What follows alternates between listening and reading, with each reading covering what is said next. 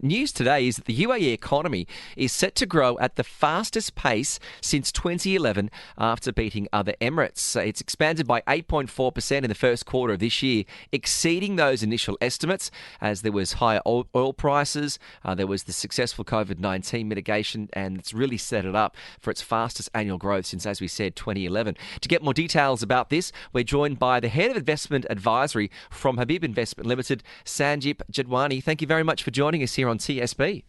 Hi, good afternoon, everyone, and all the listeners as well. Yeah, good to have you in here. You know, this story that comes about that the UAE is growing at the fastest pace. How is something like this measured? So, there's a very basic methodology for this. It is based on the activities that happen within the country itself. Okay, when we speak about what activities, it's about the trade activities with different countries. It's about exporting oil, since UAE is an oil exporting nation. Mm-hmm. So what percentage of oil or what portion of oil is being exported, which means globally the markets are consuming more of oil for their production, their supply chain, and various other aspects.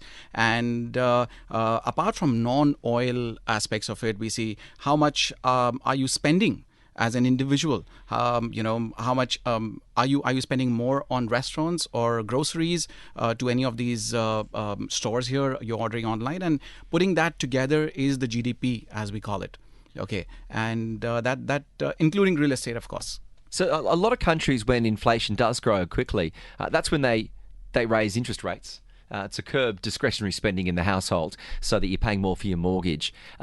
Is it the same process here? It is exactly the same, and one of the better parts is that the UAE dirham is pegged to the dollar. What does it mean? It means that the currency does not fluctuate comparison to the dollar, and everything is shadowing what the dollar does, or the dollar policies what they do. For example, the Federal Reserve in the US is going to increase interest rates say on 21st of September this month, purely to control inflation. And avoid people from spending so much, because it's money that's chasing a short supply of products, and if the prices go up eventually, or the spending power goes up, eventually they'll consume more. To curb that consumption, and so that everyone can consume well within their means, interest rates are increased, so that people who are saving, they get higher money on their savings. Makes sense. Right. So now, when you say that, when you start saving it, you get more out of it.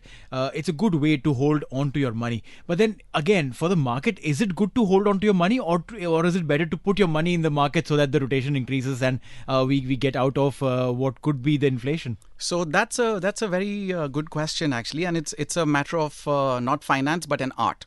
Okay. Right. So from financially, mathematically, you or the policymakers would say, hey, let's increase interest rates, and that's about it. We stall the growth.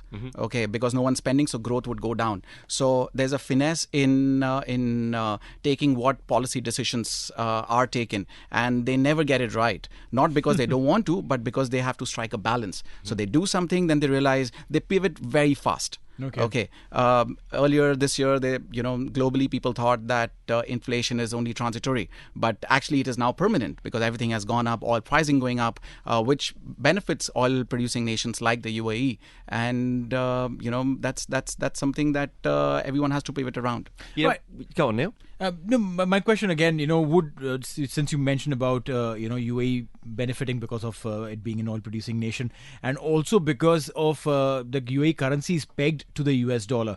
So how does a country peg its currency against the US dollar or with the US dollar, and why not a bunch of other countries do the same?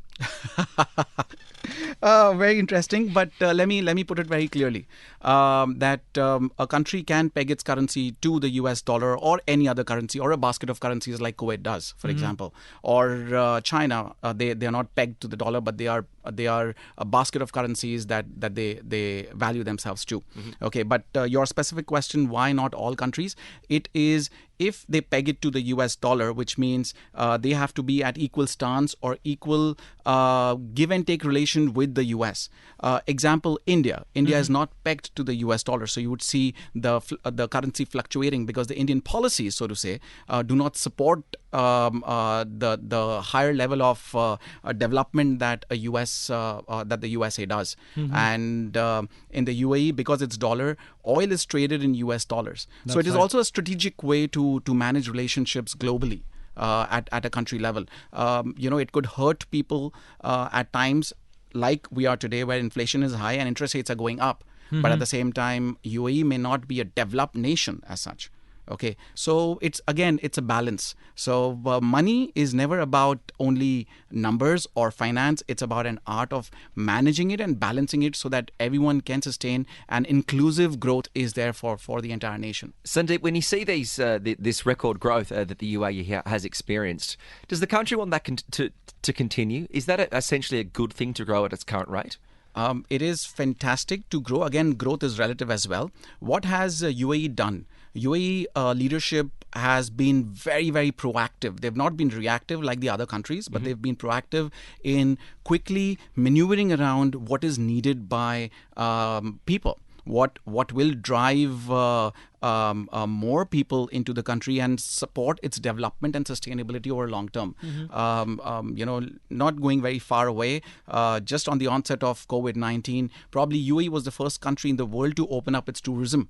Right. Okay, and said, okay, our air, our air corridor is open, flights are open, Emirates Airlines, you name it. Sorry, no brands here though, but the country really, really did awesome in terms of managing it and ensuring that we are nimble in our approach. At the same time, we are extremely cautious not to impact health of people.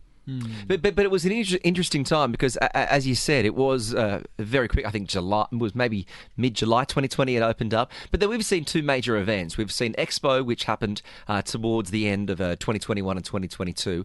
We're now experiencing again, that growth on the back of the need for oil from the MENA region, thanks to the Russia-Ukraine conflict. And now we're also experiencing another sugar hit, if you will, with the FIFA World Cup coming in. So does that, when it comes into the predictions over the next sort of 12, 18 months, we won't be having those once in a generation events. Does that then relate to the forecasting? So, every industry, let's consider UAE as a company. Sure. Okay, so that we are more macro or micro over here than just talking macro. So any new startup starts off with a good bang.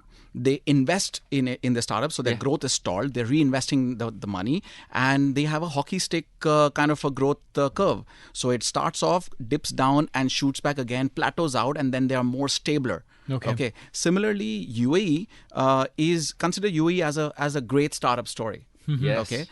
20 years back, they started up deploying money into their economy, taking advantage of the oil income. Because they were, the foresightedness was so awesome that they realized that they couldn't just depend on oil for their development. So they needed tourism. Okay, people won't come here to see oil wells. They'll come here to see, let's say, Burj Khalifa. They'll come here to see, the 7-star hotels and Abu Dhabi Grand Mosque and Yas World and you name it, right? All these things. Initially, you would look at, hey, who will go pay 300 dirhams to enter that? We better go to Disney in the US. Okay, but just imagine Middle East, the tourism sector was so integrated that the official airline over here, whether in Abu Dhabi or UAE, they actually made hubs here, and there were stopovers for 2 days, 3 days, and these were all towards the marketing activities. Makes sense, yeah. There was a point that we would look at ads being sponsored, hoardings, billboards outside of UAE about the airline companies here and not in UAE because they were driving people into the country. Of course, yeah. Yeah, you see so much about the advertisements, particularly what the major airlines have done, the national carriers and so forth, in regards to their work overseas and really promoting not just the airline but the country themselves. Has been a sensational impact when it comes to marketing. The UAE, when the cabinet reviewed UAE's other competitive and economic development indicators, and it looked at many aspects before the pandemic and afterwards, I'm still amazed by the growth. The number of hotel guests climbed by 42%, not during COVID, but compared with the same period before the pandemic. I mean, for a city that's known for tourism, that is an extraordinary jump. It is not only tourism this time. This time what really happened was people were amazed and they had actual proof of what a country like UAE could do in terms of safeguarding their health, their Okay. people, the living standards, and everything else. So it was families looking to work from home and move out here for short-term periods rather than, I understand. And once they come here for a short-term period, they will not go back. Just the way, I'll talk about myself. When I moved here in 2006-7, I thought it's only 3 years I'll be here. Then 2009 I'll go back, because what's there? But I actually saw the Burj Khalifa build up floor by floor with a counter every time I would cross Trade Center. So it's amazing how people come here and then it becomes sticky. And that's what UAE does. It grows on you, and not because it's hypnotizing you, but I think it is so secured compared to whatever parts of the world we come from its policy perspective, from its humanitarian perspective, from the respect that we get as humans with more than 300 nationalities living, coexisting together. Okay, it's beautiful, right? Undoubtedly. I mean, the way it is, when talking about the same 300 nationalities and the people who live in the UAE who have stuck around beyond those first 2 years and, have made UAE their home, what does this 8.7% growth mean to them? So 8.7% growth, there are two aspects of it. I'll talk about it from a very superb country level, and then how does it impact common man like you and me? Right. Okay.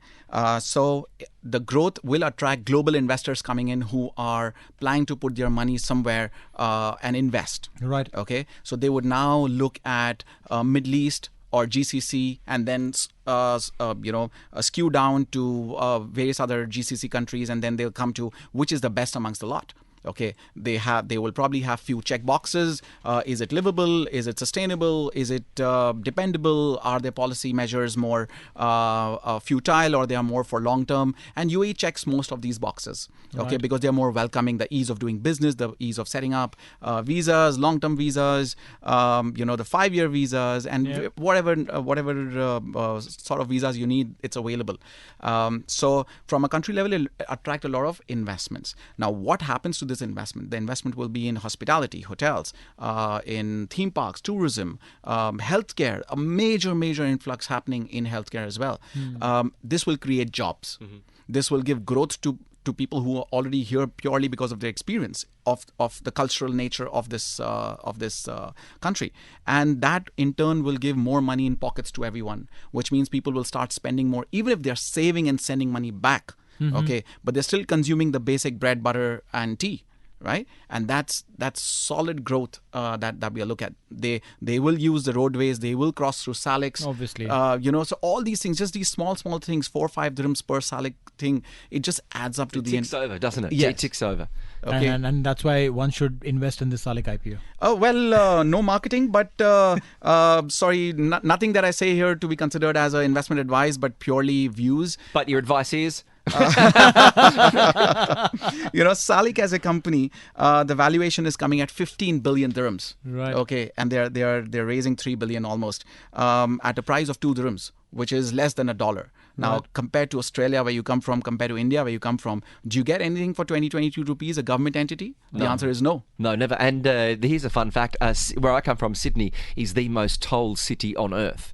And we've watched those toll roads not be owned by the governments. It was banking institution Macquarie Bank and their toll roading association that went in and got the contracts because the government didn't want to go into debt to have to build them because they were worried about their forecast and their debt rating and their AAA debt rating. So they offloaded them to private equity. And private equity don't look after its people. They're charging every quarter it goes up. So, yeah, it's a great opportunity to get involved. And talking about IPOs coming in, the UAE government would be looking at divesting from at least 10 of their holdings this year. Okay. The few names over here that already got listed was DEWA, that is Dubai Water and Electricity, TCOM, one of the owners of this internet city where we are sitting right now, Ferti Global, ADNOC Drilling, Yasat Satellites, Abu Dhabi Ports. So, and the next one coming on is on education sector as well. Yeah. So you see how strategically they are divesting into sectors that demand a more stickiness, because utilities you need to have people here, obviously, to use their utility capacities, where they are going green, their ESG score is ticked, so they are front runners in everything.